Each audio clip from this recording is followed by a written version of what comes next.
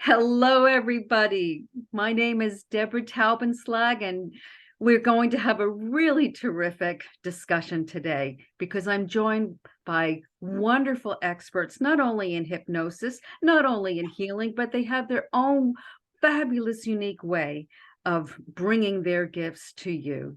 So the first person I'd like to introduce on free Hypnosis-IHF is Larry Burk. Larry, tell us about you.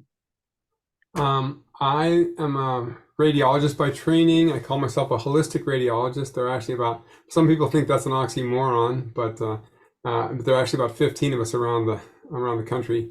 And some of us have written books. I wrote a book called Let Magic Happen, Adventures in Healing with the Holistic Radiologist, and wrote a second book on dreams that can save your life, early warning signs of cancer and other Wow. Oh, can you diseases. repeat that again?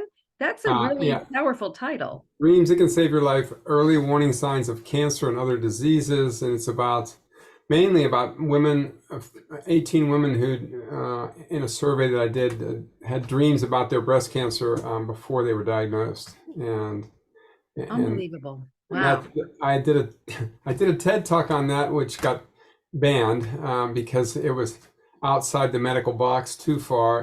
But you can still watch it on my website, which is larryburk.com, just larryburk.com. There's no E on my last name. And it's there to be watched. And along with another TED talk I did, which is also banned, on death and dying. So, Ooh. and it's called the spiritual alphabet soup of death and dying, which is the four abbreviations: NDE, which most people are familiar with, Mhm. ADC for after death communication, SDE for shared death experience, and then NDA, which is nearing death awareness, which are deathbed visions and things like that, all in 12 minutes. So, Wow. It sounds fascinating. So I'm really going to check this out. I can check you out on YouTube. yeah, I mean, just go to my website, and yeah, you won't find my TED Talks on YouTube because they're banned. Okay. Yeah, you have to go to my website, so Okay. larryburk.com. Okay. I find it not only fascinating, but very purposeful. Oh, thank you. I retired from radiology a year ago, and after reading 60,000 MRI scans, and I'm now doing online coaching with hypnosis, EFT, emotional freedom techniques, the tapping technique, and dream work and the Enneagram. So it sounds like you're a very busy man. So, Larry, let me ask you this because today's topic is about sensuality. And where do you see sensuality and hypnosis? I mean, how does it all fit in? And what does sensuality mean to you? Well, I was thinking about the topic, and I was thinking about hypnosis being somewhat of an altered state, and being in love can be considered a trance state, perhaps. Absolutely. And I thought I'd just tell a brief story about how my relationship with my second wife changed from platonic intellectual to romantic in a matter of seconds, almost like a rapid induction. Oh, wow. and, and I see John coming on here too, but your camera's not on yet, John. So Yeah, Yeah. I'm on my iPad because my computer will not work. My iPhone will not allow me to get into Zoom. It will not accept no matter how I print the numbers, no matter what order or anything. I don't know, it's not working. So I'm on But my iPad. your voices, and that's what we most need to hear Okay, well, is your wisdom. you've got my voice, and I'm sorry I'm breaking in the middle. So go No, ahead. it's fine. Larry was just introducing himself and really telling us a very intriguing story about how instantaneously he fell in love. pretty Well, they much. always say that if it's real, true love, it happens instantly. Yeah, yeah. Mm. And John, since you're here only in voice, I'm reminded of Milton Erickson's book was called "My Voice Will Go With You." So Yeah. yeah, and Well, then somehow my camera might work. I don't know if it'll allow me to bring it on. Well, you can always. Yeah, there you are. There you But it's- go. There. We're meant to see a handsome fellow It's talking all his broken up wisdom. and funky, whatever. Anyway, It That's is what it interesting. is. Okay, Larry, let's get back to this very fascinating story. So I was in the process of getting a divorce from my first wife after 22 years, and was going through the whole North Carolina separation period. And as that I got to the end of that period, I went to a mind, body, spirit expo. You know, these places that have the aura cameras and the healers and a variety of, you know, pretty woo-woo new age type practitioners. And I went with really no expectations. It was just a mile from my house, and it was a Saturday Sunday show, and I went there. Was not that intrigued by some of the exhibits, but there was this one guy who was had been a Disney Imagineer, and then he got hit by a Mack truck and had a near-death experience. Oh my goodness. And so he was there telling his near-death experience story, and I went to listen to his story. It's a very intriguing story. He apparently has a personal relationship with Archangel Michael after the accident, and he was also showing his angel art, magic crystal wands, and other things, drawing on his Disney expertise. So I was intrigued by that. I left that Saturday and went home, and then the Sunday after that, I decided to come back to maybe get some of his angel art, you know, or maybe a magic crystal wand, you know. So as I walked up to his booth, I saw one of my colleagues from the Mind, Body, Spirit group at Duke that we had founded 5 years before, but she's an acupuncturist, Chinese herbalist, and I'd always been intrigued that she brought a German rigorous perspective to the rather fuzzy field of Chinese medicine.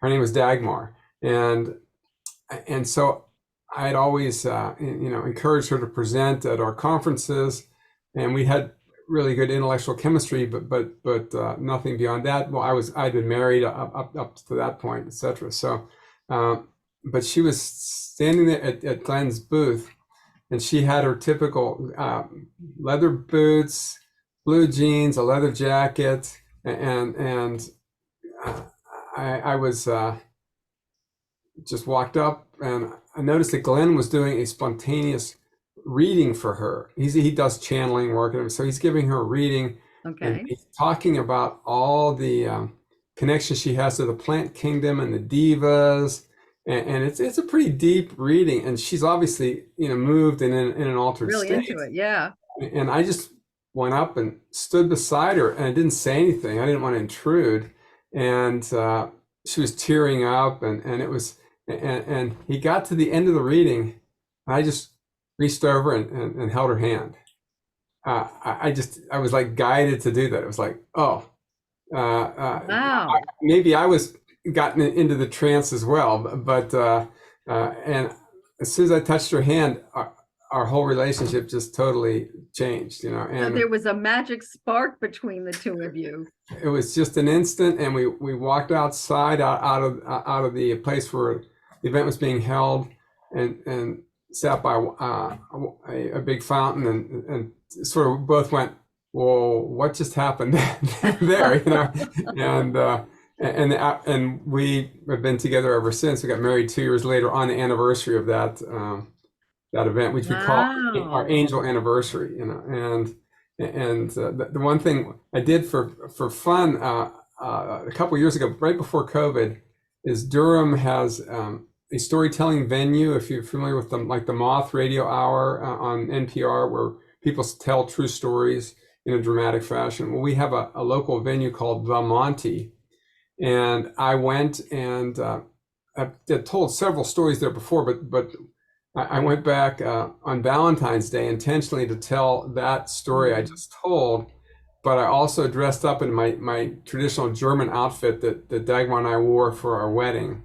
that her mother helped her pick out in Germany, and so I have I have the funny little hat and the suspenders and the lederhosen and everything. So and the story, I embellished the story quite a bit more. And she was there in the audience to hear me tell the story. It's only 5 minutes long. The criteria for the Monty has to be 5 minutes long, has to fit their theme, like we're doing here in the hypnosis Zoom webinar. It has to be true story and no notes. Right. And so I will post that in the chat for people because it's fun and you'll get to see my whole outfit. So Well, I love this story because it's something that we all see in the movies and we think, oh, it's just the movies, but it's not. It could really happen to you. And literally like that, like in an instant. yeah. Yeah. So, and I think it's beautiful because, women, I think, and I'm generalizing, but a lot of women feel that instant chemistry because we're so used to feeling our feelings and our emotions so easily. We don't really tuck it away. But, a man acknowledging it, I love that you're like, wow, because you were more than just smitten. You had an urge to grab her hand and connect. So the topic of sensuality, it was because sensuality is out of the norm. It's an experiential moment, a feeling, a blissful moment where you're just recognizing it for what it is, even if you don't know what it is. And there was no thought of is this an appropriate thing to do? Should I do this or shouldn't I do this? It was just like, no, I was in the, I think I was like, I joined in the trance and it was like, I was just following, the energy. It was a magical moment. A magical moment. Oh, wow. For those romantics out there or those people who think it can never happen to them, oh, never say never, because this is a true story. And I'm so glad that you shared it. Okay, let's see. Brenda, please unmute yourself. Brenda, tell everybody out there who you are and what you love and and just tell everybody, I know how terrific you are, but everybody needs to know how wonderful you are. Well, I'm Brenda Rhodes, and I have my practice in Pennsylvania, Eastern Pennsylvania, and I'm also an instructor, so I teach people hypnosis and certify them through the IHF as well. I love art and I love life, and this is a very close topic to me because I think sensuality is about really getting in touch with the self. And as you said, that this is like kind of a state of being and an experience. And so there's many ways that you can kind of do that. Maybe go into take a nice luxury bath and turn down the lights and just be in it with some candles and just allow yourself to enjoy that sensation. I think a lot of people are afraid to get in touch with their sensual part. It's very different from a sexual aspect of the person. So I think if you can touch in with your sensuality, it allows you to have more of a balance within your world, and you get to know what you want, and to really touch in to yourself allows you to be more open and to see the world in more of a discovery way, because it's about going into your inner world so that you can enjoy the outer world. It's part of loving yourself and being kind and passionate. Brenda, can you repeat that? That's such a powerful statement about going into your inner world so you can be out in your outer world. Okay, so when you can bring yourself into yourself and really feel and sense and acknowledge your true essence, it allows you to be able to enjoy your outer world. Everything we do is inner work. It's an inner job to be happy. It's also an inner job if we're going to create ourselves to be miserable as well. It's all done in here. So, when we can open that up and explore ourselves, even if you're, say, I don't know, if you take one of those scrubbies and you're in a bubble bath and you just lightly feel your arm, That's sensuality. That is that expression of self. And that is a piece of passion within yourself. And when you can touch into that, you are able to see things in a very different way. So I thought I'd do like a session or a quick session to help people to get in touch what might be the right way to touch into their sensuality. So I'm going to ask you to take a deep breath. Okay. And close your eyes. And then breathe in once again. And as you exhale, just let go of everything. Let go of all the stress and tension. Right now, just be here and listening to the sound of my voice. And just imagine a beautiful pink light coming down from the sky. And this pink light is so calming, so soothing, and it comes down and it envelops your body in a pink bubble or a pink egg. And you feel very safe. You feel almost like you're cradled like never before. And just allow yourself to feel that aspect of you of feeling safe. And now just imagine you're taking yourself into your heart. Just think about, imagine you are in your heart. And your heart is also your mind. So you have your brain, mind, brain. You have your heart as a brain, and you have your gut as a brain. And so when you go into your heart brain, just ask yourself, what can I do? Just one little thing to do today so that I can connect into my perception of sensuality for myself. And just take a nice, gentle breath. And maybe that's going for a walk, or maybe sitting down and doing a little writing or journaling. Just really getting in touch with yourself.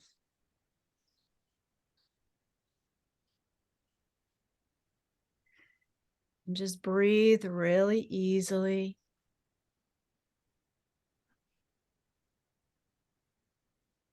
And then thank your heart for the answer you received. And if you didn't, just know that it'll come. Just ask for it to come, maybe in dream time or when you wake up. And so just take a deep breath. And I'm going to bring you back now. Count to 5. 1, 2, feeling the room around you. 3, feeling the energy moving through your body. 4 and 5, wide awake, opening your eyes, coming all the way back, feeling sensual of yourself. Raise your hands up, shake them, and say yes. Yes. Oh, wow, Brenda, that was really, really special. I found myself in my hot tub taking a moon bath. It was so relaxing, and that was a full moon. I just loved it. Thank you so much. That was really, really special. And you're special. Thank you. As you are as well. Okay, Johnny Warhank.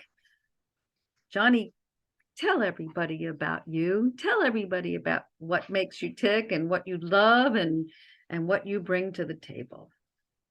My heart makes me tick. That I know for a fact.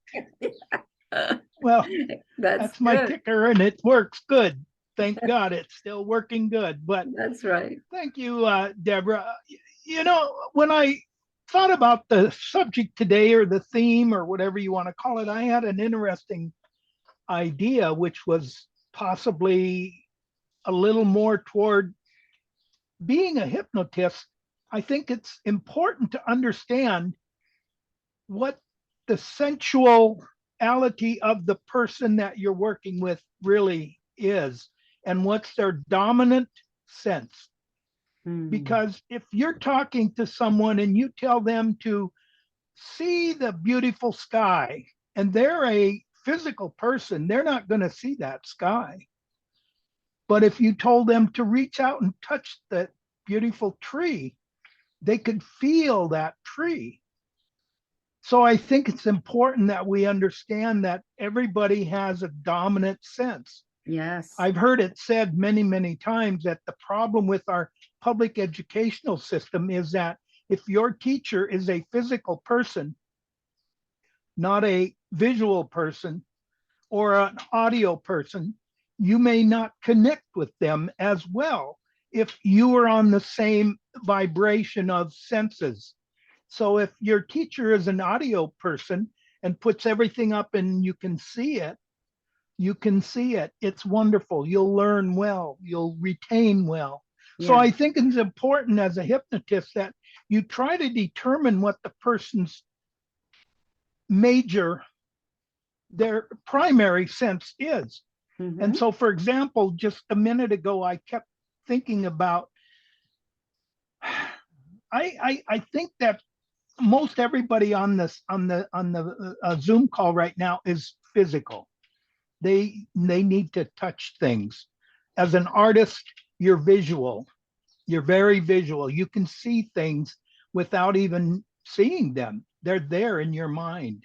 And I think with Larry, you mentioned the physical touch was that spark of romance without even knowing that it was romance or anything beyond that physical touch. And that sparked everything. So I believe you might be more physical person than you are possibly any of the other senses. Now I know Shelley is a smeller. She can smell things. Yes. But if you tell her to see something, she can see it, but it's more difficult. Now, some of you I know Dick Sufton, and he's passed, bless his heart. He always brought up the fact that if you were doing a session with him, and he would always say, see a garden or wherever you are. And he says, if you can't see it, just fake it, and it will happen. And so I think it's important, though, as hypnotists, if you're working with a client who's very physical, you use physical words. If they're an audio person, you use audio words. You're right. So you need to understand their perception, so to speak, of their world. And I think that's one way that we can maximize the efficiency of our session working with the client.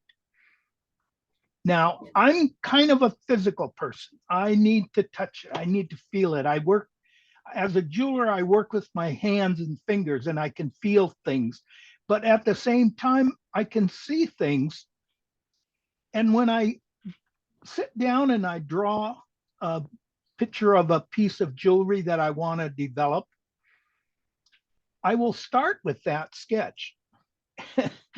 And quite often it doesn't end up near what it looked like when I drew it. But it turns out interesting because of the fact that I just feel it. It becomes part of me. So I feel it more than I see it at that point. And that's a very so I think, sensual experience for you because yes, that's right, because you're melding with it. Yes. With your And thoughts, that's what, with your kinesthetic feelings and Mhm. a heart-to-heart connection with your creativity. Yes. So in my opinion, when I think about sensuality and hypnosis, I connect it with the idea that we need to connect with the client's ability to perceive their world. And then we need to put our words into their world so they can perceive them as they best can. So it's a physical, an audio, kinesthetic, whatever. So, We for need to instance, make if you sure. were having a conversation with your daughter, and if you knew that she was visual, you would say, well, I see your point, as opposed to, well, I hear what you're saying. Is that what you Exactly. mean? Exactly. So your words must match theirs. In other words, you're connecting on there. And like I said, with Larry, he physically had that touch, Oh, and yes. that was it. And he knew it was it. I can't do that, but I can with a piece of jewelry visualize it for a minute, and then it becomes a reality in front of me. I love that. That's the transformational part of it. And I think, Brenda, when you do your liquid, Pour painting? Yeah. alcohol ink, you don't know what's going to happen when you start blowing that ink around. And it's all about a visual point where you just say, oh, I got to stop right here. Right. That's perfect where I want it. I don't want to go any further. And then you'll put a different color down or something, and it'll start blending, and you get that same moment where you just, it's a visual thing. So you're possibly more visual than you are physical. I don't know, but I'm just guessing. So when you talk to your client, you want to listen to their words that they share with you. And if they talk a lot about, I can always feel this happening, maybe they're more physical. You need to listen to the client and let them tell you, because as we always say, the client knows the answer before they come to us. We just need to help them bring it to the forefront so that they can then work with it and resolve the issue that they have at hand. I'm rattling on here, and No, think- but it makes so much sense. And not just for hypnotists, but for anybody who really wants to be able to connect with another person, to really either, listen to their language, because that's really what you're talking about. Or even if you don't know them, to listen to how they're speaking, whether they're using, verbiage that means seeing or hearing or feeling or just knowing. But also, if you do know them, then sure, then maybe there's that ability to not only build rapport with a loved one, especially if you're in an argument, but everybody just wants to feel like they're understood. So that's a really good point, John. I keep on forgetting to do that, and that's huge. Yeah. And when everybody feels that they're understood and they were really listened to, then boy, that really does build love, doesn't it? Yeah. Yeah. That's amazing, and you're right. Great reminder, John. Because to be honest, I often forget to pay attention to the language or the gestures or whatever. And one other lens to look at this through is I'm trained in acupuncture, so the Chinese 5 elements has all 5 senses included in the 5 different elements. So if you're dealing with and actually as a radiologist, I consider myself a visual person, but which connects me with my wood element, which I have a lot of wood characteristics. The earth element is the touchy-feely element, and I'm actually a little weak in the earth element, but good to be reminded that I can make these sensual connections with my hands. And then the fire element is about taste. So, and then the metal element is about smell. And finally, the earth the water element at the beginning of the cycle again is about hearing and auditory. So that's just another way of looking at the world through the lens of the 5 elements and incorporating the senses into that. Well, that's right, because the word sensuality has the word sense in it. And that's what we're discussing today, about utilizing our senses to get in touch with our inner world, like Brenda said, to be able to pay it forward into the outer world. Because when we feel good, then we're able to bring that out into all of our connections in our outer world. Thank you, John. I just loved that. So I wanted to do an exercise, but let's all do a baseline, and you out there, you do it too. We're going a baseline, meaning that we're going to do some muscle testing. So if you can take your thumb and your index finger and put it together so you form a circle. And then you take your other index finger and say, show me my yes. And if yes should be really strong. Okay. Now say, show me my no. And the no is weak. Goes right through. No, no. Okay. So now we have a baseline. You close your eyes. And I'm going to say something that is probably disturbing to you, because I really, really want you to focus on an argument that you can remember where you really felt yucky. And see who you're with. Maybe you can even remember some of the words that were said.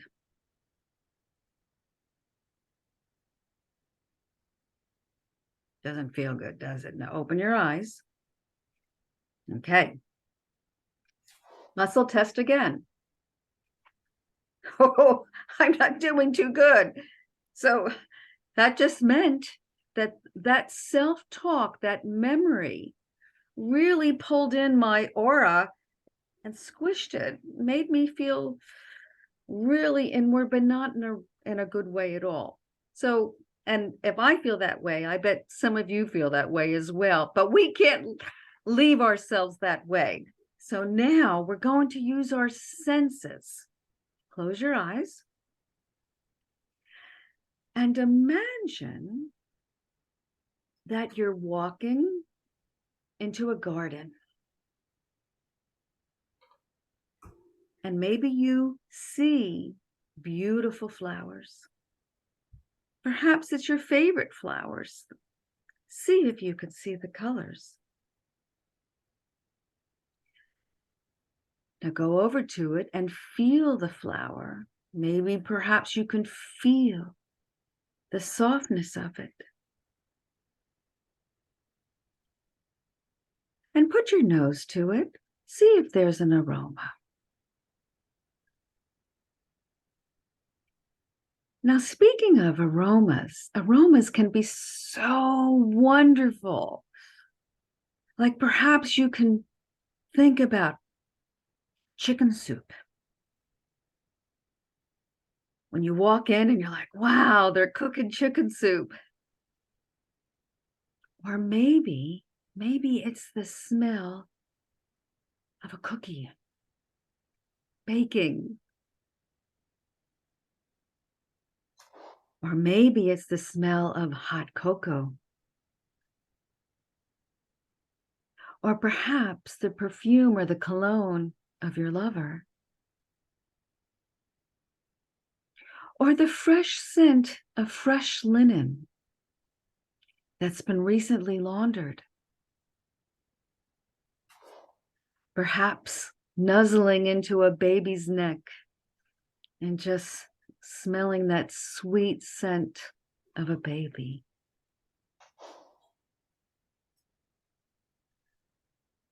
And now use your imagination with touch. The fresh linens. If you are in the Northeast or someplace cold, feel the flannel on you. And if you're someplace cool, then perhaps you feel hotel linens that are nice and cool and soft and silky. Perhaps you can feel a cashmere sweater against your skin. Perhaps you can feel the hug of a loved one or a good friend you haven't seen in a long, long time. Perhaps you can feel the petting of your pet, your dog or your cat. Such wonderful sensations of feeling. Perhaps you can hear a symphony or a concert. Or perhaps you're even dancing to beautiful music, or music that just makes you want to have your foot tap. Maybe you can hear a cat purring. Maybe you can hear children laughing. Maybe you can hear a loved one say, I love you. All our senses, what John said, we all have a primary mode, a primary sense, but we all have these wonderful senses that can make us feel so good. Like when we see a beautiful sunrise or a sunset, or when we're driving and we look out the window and we see a gorgeous view if we were on a hillside or in the mountains or looking out at the ocean. we feel so connected